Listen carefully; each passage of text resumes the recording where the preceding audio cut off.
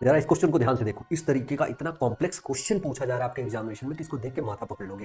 जरा ध्यान से इस क्वेश्चन को देखो, लिखा हुआ it was the miss alignment between projected and actual data. जब इस सेक्शन तक देखोगे तो इट के साथ वॉच का इस्तेमाल है, अपने आप में सही है, दोनों सिंगुलर है। साथ में between projected and actual data, दो चीजों के लिए बिटवीन आया, अपने आप में सही है।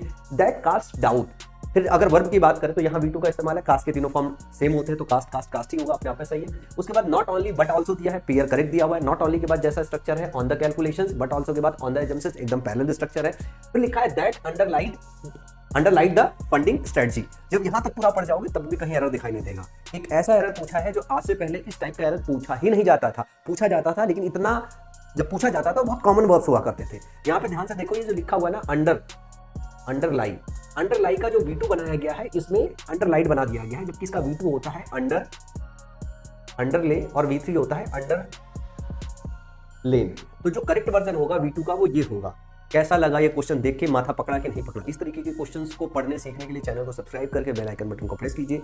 इस क्वेश्चन की समानता अगर CGL प्री के पेपर से होती है तो मात्र इसे सही समझा जाएगा।